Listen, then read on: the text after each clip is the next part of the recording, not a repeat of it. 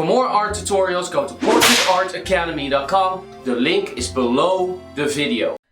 In this lesson I will show you what smudging is. Smudging means after putting a bunch of lines or cross hatches on, or just sketches on a paper to create shadows, what you do then is you take your finger and you just rub over it, you smudge it.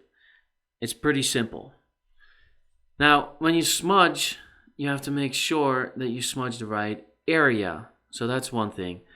Also, when you smudge, you have to make sure that when it is on your finger, then it doesn't get on other areas where you don't want it to smudge. And some areas should not be smudged at all. See, this could be smudged because it's a smooth surface of a face, which, you know, the skin is pretty smooth. You know, if you don't put too many details into it, like hyper-realism, then yeah, the face is a pretty smooth surface, especially from a distance. It depends on how sharp the photograph is, I guess.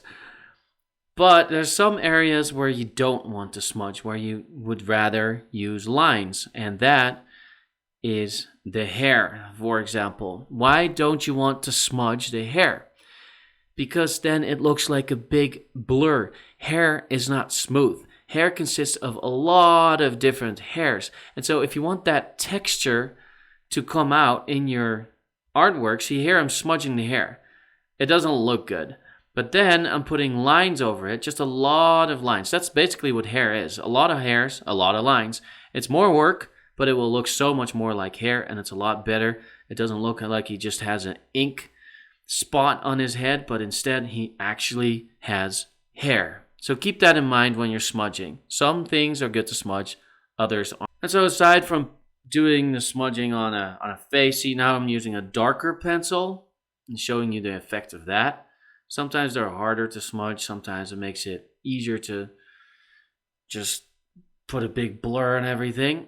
So here's the effect of that, of a very dark black pencil. And it really gets on your finger. Here's the effect of a light pencil. And here I'm cross-hatching it, and then I'm smudging it. Look at that. You still get a nice shadow. So yeah, whether you use a light pencil or a dark pencil, it can be used in both cases. Hey, I think I smudged a bit too much. It's not good. I got smudge all over my face. So my hands too. There.